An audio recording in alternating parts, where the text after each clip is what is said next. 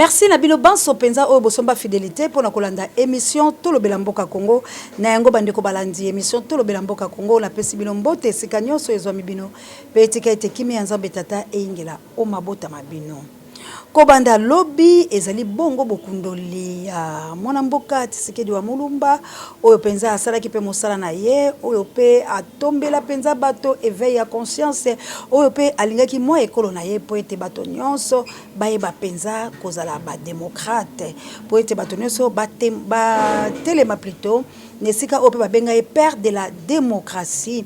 Alors mwana mboka Tshisekedi wana penza utai kokufa na mboka Belgique bilonso boyebi akokisi penza mibu mine oyo tolobaka lokota ele français 4 ans et koki kasi lobi penza balakisaki kokende pe lelo lokola etombaki lundi basusu bakei na bango na misala kasi bayili botali aye na parti politique waye oyo esili kokufa nango la République démocratique du Congo mwandambo ya bato bakindaki bokomona yango na betando eke ezali pasi soni pe mawa ya komona ete makambo ya lolenge wana ezali kosalama na République démocratique du Congo kasi biso tolobika kaya ko po ete toali bato mabete papa Tshisekedi ata jife ata ndele biso ba oyo tokokanisa yo pe tokosela o makambo ya kitoko bande ko balandi na longwe penza wana na kotombela vraiment mwana mboka Tshisekedi wa Mulumba Nzambe ya lola azala la ye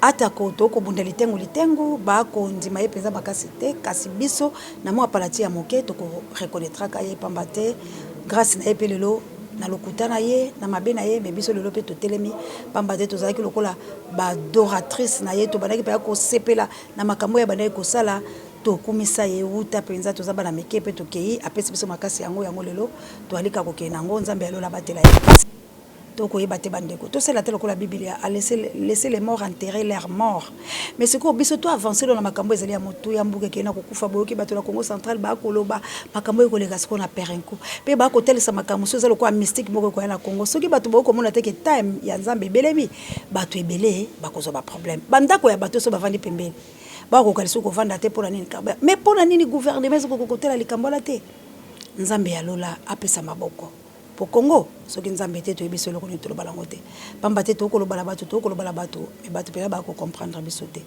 bande ko balanzi na mokolo ma poso moleki mvuli beteki makasi kasi ndenge bato bolobaka après la pluie c'est le bon temps na sima ya bota wana vraiment to mona ki bongo mona mboka Martin Fayulu Madidi pas zalaki na SID na ye na mwa ba jeune ko lobela bango maye matali asimbaki mwa mokema loba ya bemba pe alobaki mwa makamaike ayebisaki bato ya SID kaka na même mokolo ya poso wana to moni pe kuna président ya nouvelle élan Muzitu yepe atelemaki pe na bato na ye pona koloba bande ko balati qu'est-ce qui ne va pas na ngambo ya bato na babale nazo fungula bilo miso na temps oyo na uta ekolakisa bino ete course wana ekozaki to côté pour la République démocratique du Congo donc on suppose que chacun des azolinga siko atia maboko le pona kotela 2023 et non poto bunda na 2021 tozo kapasi nini ekoya nini ekosalama tulanda na mfumu Muzitu oyo tozaki na mwa bilili la ye boyo kandenge ni alobaki et bongo tokoya na sema judeka tozala pour cela.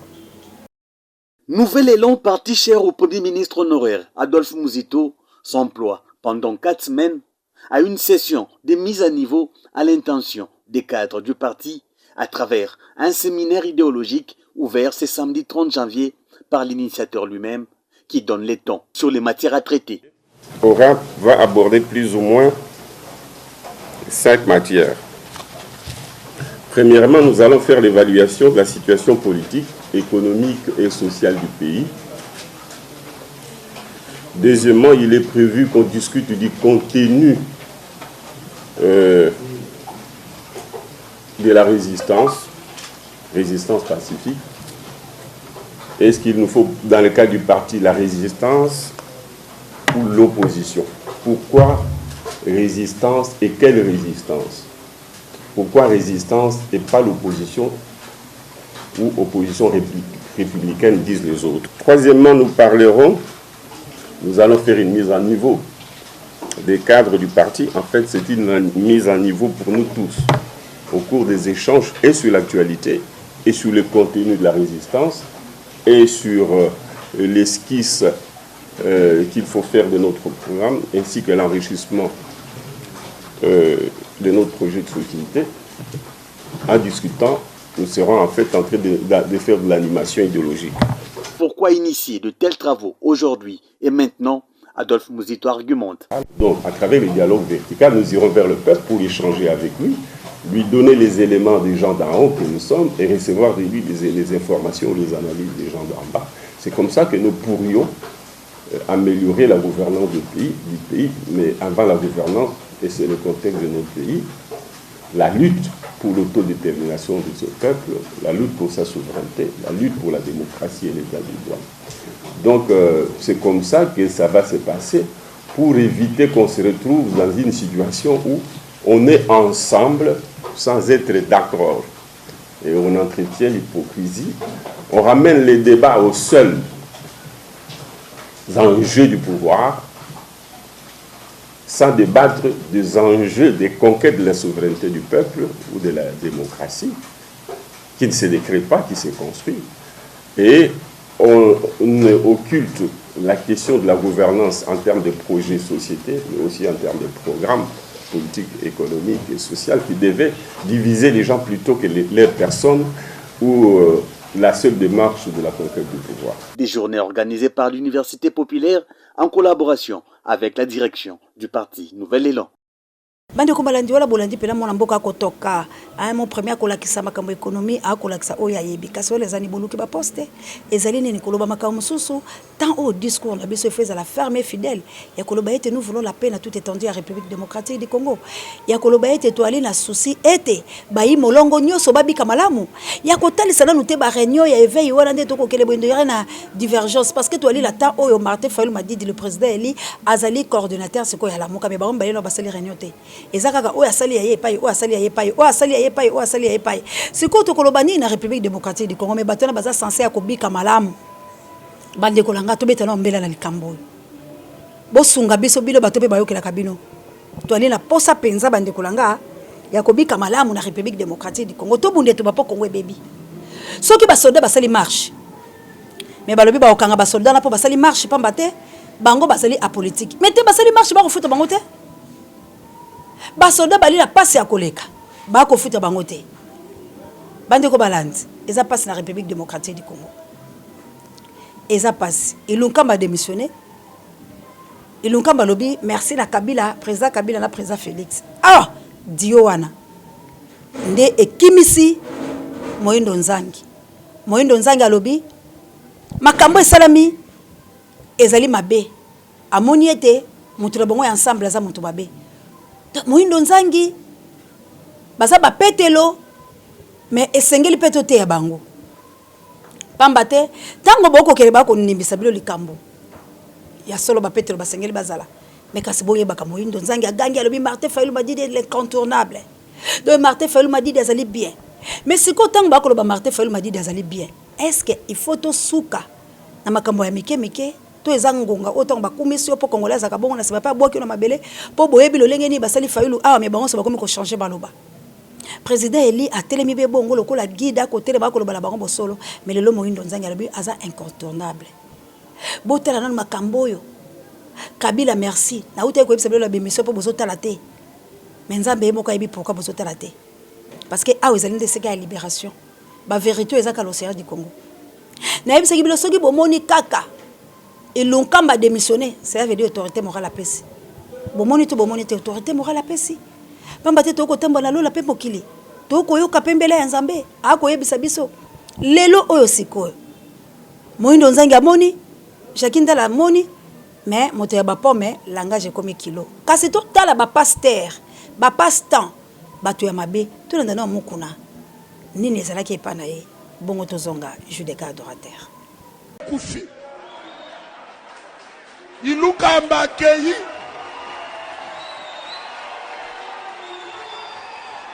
Nana kola ba meni ya bien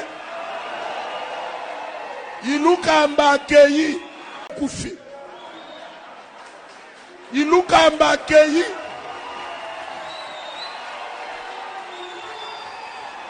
Nana kola ba meni ya bien Ilukamba Keyi Koufi Ilukamba Keyi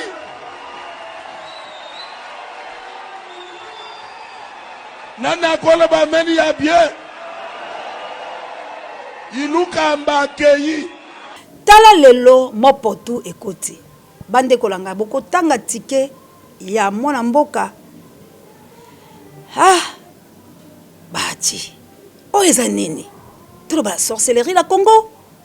Tout ba volonté en Zambé, to pesa nini? Bati alobi. Président déjà assez apêché candidat nae. Ah, Zambé langa.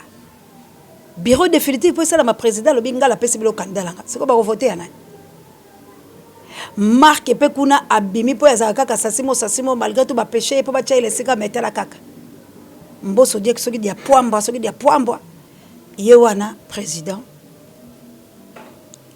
Vice Marc Bache Bemba pe ache aye azali rapporteur adjoint Moïse Katumbi. Bakombale bazana na bisika na soki Bemba soki Moïse Katumbi.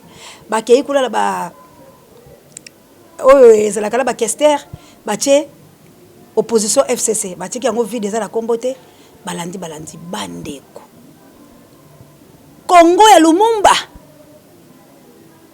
Congo ya Bangkoko Congo ya Kimbangu ya Kimpavita oh Mobutu kaka zakile ndela Zaire mama Jawa assalamu alaikum na ba musulmana nga kasi Congo ya ancêtre na biso pe moto ya mayele o ami lobi ke yazali juriste akoloba kalobi soki esengeli Félix a violé ba loi pour l'intérêt à ba congolais a violé ah on est ezali bomma toni on a juriste malonga akoloba Félix a violé na ba loi pour l'intérêt ngoza nini intérêt ba congolais za nini lelo bango ba kensele ba kolia ba komela ba kofutela ba transport congolais ke koluka ko beta libanga. C'est quoi intérêt congolais anini bande kolanga? Tango congolais ko nyokwa, tango congolais ko kufa. Mais botala mbwa sui mbwa elekelanga. Toyo kala no député oyo botala alobaki nini pour bino moko bo comprendre. Est-ce que balingaka Congo to balingaka ba congolais? Question na tuni bino yangola. Soki bolandi vidéo boko zongselanga. Est-ce que balingaka Congo bango baza pona Congo tope balingaka ba congolais beaucoup ya nolanga la sima vidéo JDK adorateur bongo to sukisa la biso parlementaire au lobini. Nous avons besoin de la paix. Mais si Félix ose dissoudre le Parlement, tout India Salam, moi Daniel Saf, j'entrerai en guerre à Walamboka dans Simba Mandoki. Tant que nous avons nous étions là. Les gens qui crient là, oh il a droit, oh il n'a pas droit, est-ce que ces gens-là, j'ai suivi les passés à Mukuna. Accord Wana, Tukubuma Yango, bien monsieur. Prêche la Bible, monsieur. Tu connais rien de la politique. Tu fais des bruits comme si tu es à l'église. Tukumuna, accord Wana. Isukukanga bisute, accord Wana. Mais c'est l'année là, mamba balle et l'année mamba église. Tu connais rien de la politique, monsieur. Na telle mission Moussapibo. Na tsalio Moussapi, Mukuna. Passé à Mukuna, tu ne connais rien de la politique. Natio Moussapibo. Boutika retient des autres. Bayokani, au moment où Salama à Genève. Les coups montés à Genève. Taba Yokani à Genève a signé l'accord. Vous avez entendu Félix dit les changements juste s'appellent qui? Fayoul. Bayokani awa, Tumbi Bapine, oh Bazeboy, Yango en Bassana Lissous. Bazeboy accord. Yambalo Sobo Meki. Je fais ça au nom de Dieu. Pour la première fois, je vais briser les enseignements du maître. Mon maître a mené le combat pacifiquement. Donc, briser l'enseignement de Tshisekedi. Tout aussi, Mamindou qui n'a beaucoup. Tout qui n'a pas aventure. Boubandino n'a pas aventure. C'est que c'est un grand théâtre. Accord au monde. C'est pas dit que parce que tu es président de la République, tu peux piétiner d'autres institutions. S'il dissout le Parlement, le même jour, Bissot peut te dissoudre comme président. Sur base de quoi il va dissoudre le Parlement? Mais tout qui est bon. S'il dissout le Parlement, moi Daniel Saf, je tire ma table, la dissoudrai le même jour. Il n'est plus président. Le même jour. Nous savons comment ils sont devenus présidents. Nous savons qu'est-ce qui s'est passé. Nous ne sommes pas des idiots. Nous savons, nous sommes politiciens. Nous savons qu'est-ce qui s'est passé. Qu'est-ce qui s'est passé avant les élections? Qu'est-ce qui s'est passé pendant les élections? Qu'est-ce qui s'est passé? Mukolo Seigneur a publié 9 présidents d'Afrique. Baboya va publier les résultats. na flashé à moké 9 présidents d'Afrique baboya qui va publier les résultats. Je peux vous citer les noms. Non, ne publiez pas. Pas en publier. Yo moni bazo publier élection, non ba publier te ba on bâtir podium na limité. Vous avez Angeluko, vous avez déjà bien boroleka. Bande ko balandi na banzi bolandi vidéo wana. Député la biso a tomboli mongongo. A répondre mukuna. A lobby. Pe a lobby la président de la République. Oya bango. A ebise soki s'agit ya Simba Mandoki soka lingi a bouger ka. Ya mutalinga ka ba toucher point na été. Bongo yo congolais. Bako tekela o mabele. Yo congolais. Bako bomba yo. Oboy côté les masoki député. Alobi soki Félix a meki na parlement. Soka meki le quoi to tikela ki est temps. To pesa ki maboko soka meki. Bango bako kota na peuple ba Simba Mandoki. Bravo. Bravo.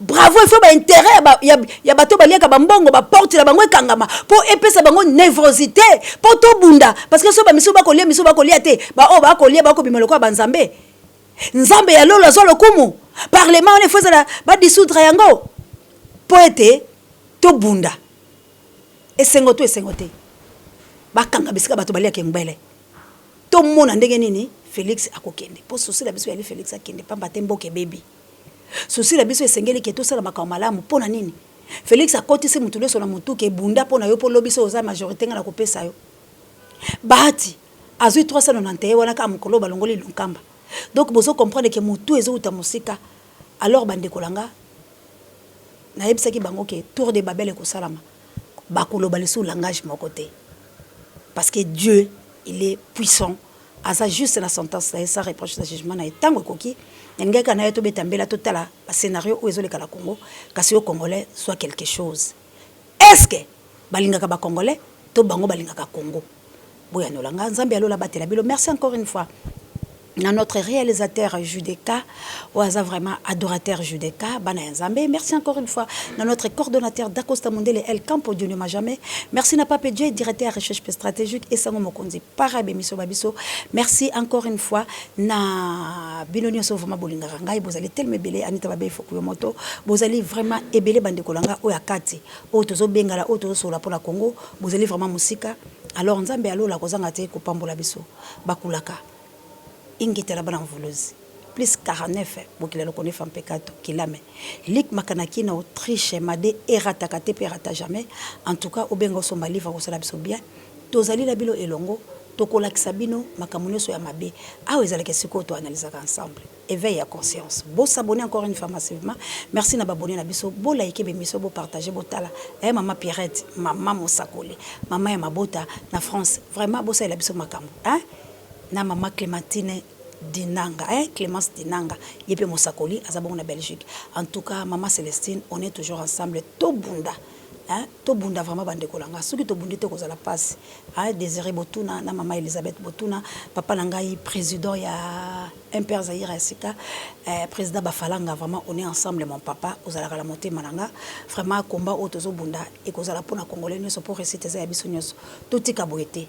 Tout est kabanguna ba moni la bisoté minga ko lobezali mais vitango et on a le but suki la biso merci encore une fois mon ami de tous les temps Dieu ne le soit là où tu es que Dieu vous bénisse en tout cas ingete la balanvoulus ba maman ya moto mojali merci vraiment na ba congolais au bolobi fondation la biso ekendeli boso tozo zela kaka mikanda la biso et ya pour cordon baki ekoya na semaine oyo soki ende to betel so nango mais bo bandaka déjà comme ilengela campagne ya kozwe sika parce que photos za ndako na adresse moko fixe pour tout ça soki nzamba zongi tengala bino to kobundaka pona Congo kasi bolobi nini totika la boy na ba distraction toto bunda que Dieu vous bénisse bye.